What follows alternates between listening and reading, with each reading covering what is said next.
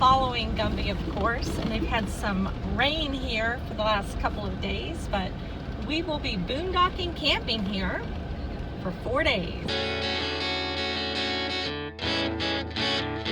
Okay, so we are setting up camp here at Homestead. We are here on a boondocking adventure at the Homestead Miami Speedway for the last NASCAR race of the season. This is going to be our longest 4 days without hookups that we've ever done. So we'll be excited to see how that goes.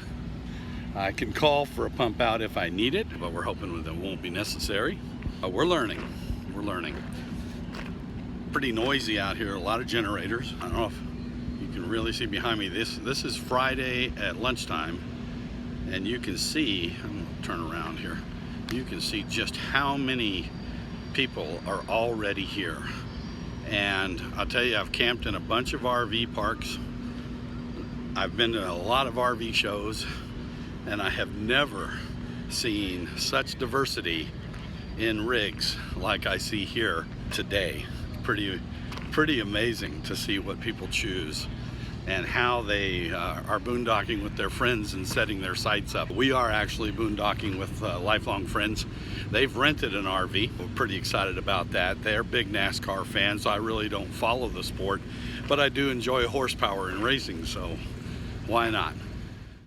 So after setting up Thursday night, we had a wonderful evening. The next morning, it was time to head to the racetrack. The sponsors had games set up that you could play. Sadly, I didn't win any, but there were consolation prizes nonetheless. Hey, this is harder than I ever. This was my first NASCAR race, and as we came under the stands, I was floored at the sound and speed of the cars as they were doing their qualifying runs.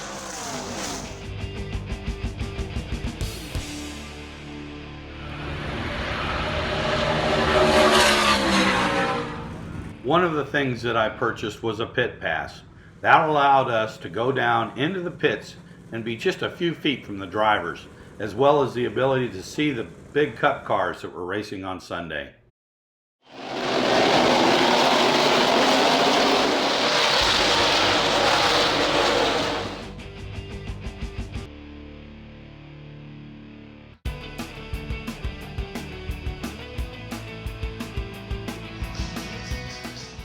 So on Sunday, as well as the pre-race concert and festivities, I was able to walk back down into the pits, as well as take a trip out onto the track.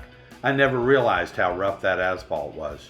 The sounds down there were deafening, and I could walk right up to the cars that were ready to race on Sunday afternoon.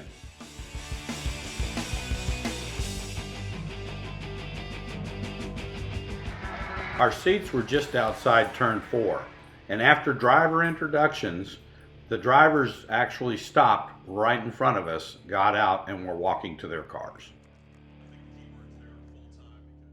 As the festivities came to a close, it was time for the big race. We were quite honored to see the parachutists come in, and since Ford was sponsoring the race, one of the largest American flags to ever be towed behind a pickup truck as the national anthem was being sung.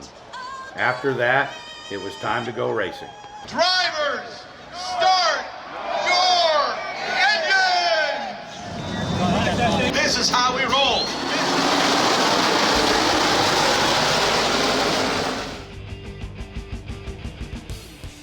As the afternoon race proceeded into the evening, we were treated to an amazing sunset. The race continued, and it was interesting to see how the car's dynamics changed as the temperature went down. After the race, it was time for one last great meal with our friends.